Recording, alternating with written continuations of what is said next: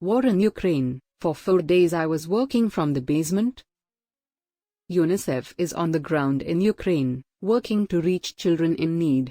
Tatiana Finoch, a child protection officer in Ukraine, shares her experience.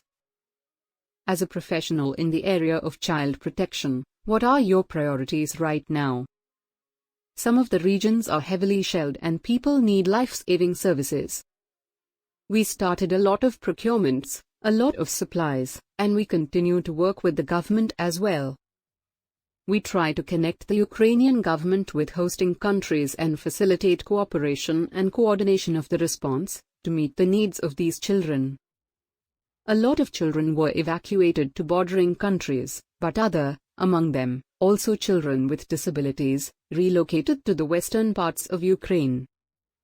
Reaching evacuated children was a challenge, because we had no partners, only military. It's horrible when you see a family with a small child dead in a car because they didn't make it to a safe place. We try to identify partners, which is very difficult because a lot of international big NGOs just stopped operating due to the security situation. In March, we teamed up with Ukrainian Public Health Foundation to launch 50 mobile teams to reach families and children in western and central parts of Ukraine with psychosocial, legal and medical support. The project will help with basic needs and work to strengthen coping mechanisms and resilience.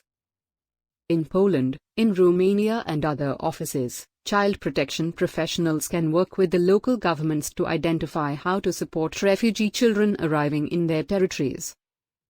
This includes access to education and social protection systems, such as psychosocial support and accommodation for the most vulnerable ones.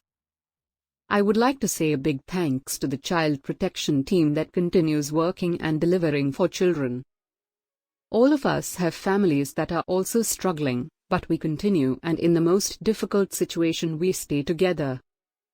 Tatiana has worked as a child protection officer at UNICEF's field offices in Mariupol and Kramatorsk.